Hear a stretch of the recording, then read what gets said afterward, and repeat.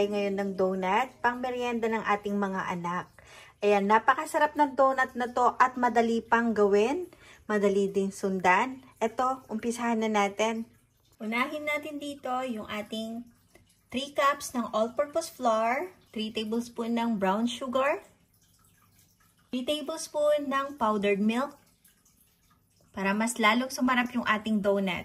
2 teaspoon instant yeast po ito. Haluin lang natin itong mabuti.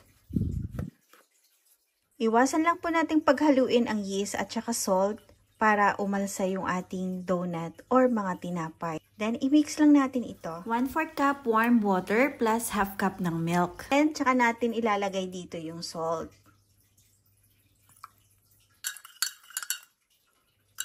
Pag na-mix na natin, lagay na natin dito sa ating flour mixture. Egg.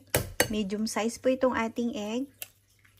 And maglagay din po ako dito ng vanilla essence. 1, 2, 3, 4, 5, 10 drops or 1 teaspoon ng vanilla flavoring.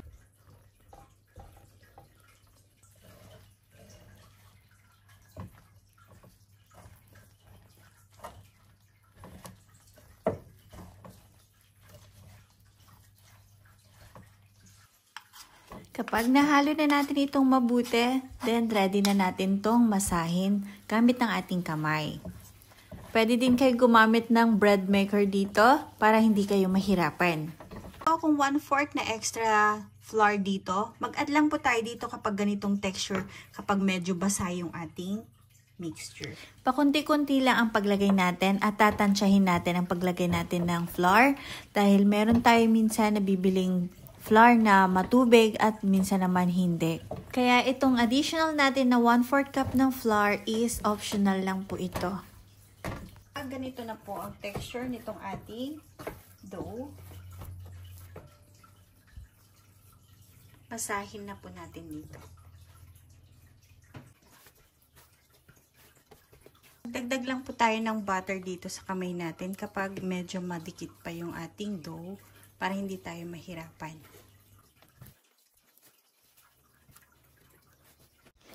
Ayan, kapag namasa na natin itong mabuti, then i-check na natin yung ating dough. I-window pane test na natin. Then kapag ganito na ang texture nitong ating dough, then paalsahin na natin ito. Cover ko lang po ito ng towel para hindi mag-dry yung ating dough. Then balikan natin to after 1 to 2 hours kapag nag-double size na itong ating dough.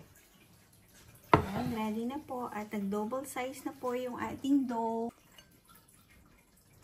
Ayan, ready na po yung ating dough. Hulmain na natin.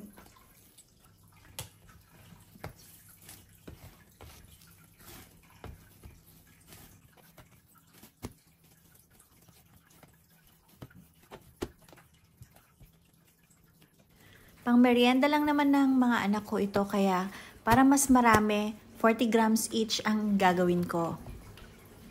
Pero kapag ipang-bebenta nyo na po or pang ninegosyo ninyo, pwede din po sa 50 grams or 60 grams, depende sa laki ng gusto niyo. Nakagawa po tayo dito ng 18 pieces na tig for 40 grams. Then meron tayong natirang 30 grams dito na isang maliit. Then pinaalsa ko lang po ito after 40 minutes to 1 hour. Ito na po, maalsa na. Ready na natin itong i-fry. Medium heat lang po para hindi agad maluto or masunog yung ating donut. Para dahan-dahan lang po ang pagluto nito para luto hanggang loob ang ating donut. Then kapag nag-golden brown na to, baliktarin na po natin. Then, kapag ready na yung ating donut, hanguin na po natin. At kapag na-fry na natin ito lahat, then palamigin na po natin. Then, sunod natin gagawin yung ating chocolate cream. Then, maglalagay tayo dito na 200 ml ng whipping cream or heavy cream. 3 tablespoon ng white sugar. Then, 50 grams ng melted chocolate. Dark chocolate po itong gamit ko.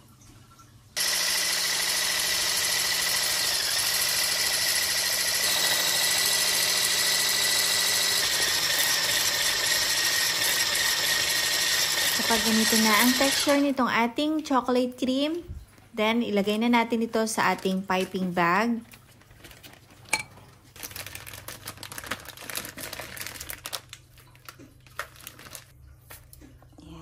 Then, tusukin lang natin dito.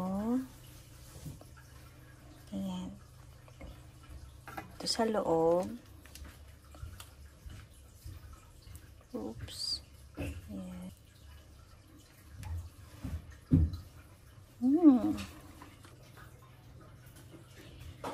Sprinkles lang natin ito ng powdered sugar. Marami pa po akong may share sa inyong masasarap at madaling gawin na mga tinapay. Sobrang sarap at napakadaling gawin, hindi na natin kailangan pang bumili pa. Pwede na tayong gumawa kahit nasa bahay lang para mas marami pa tayong makain, lalo na sa mga bata. Thank you so much for watching. Sana nagustuhan nyo tong ating shinare na recipe for today. See you in my next video. Please share and subscribe na rin po for more videos. Bye!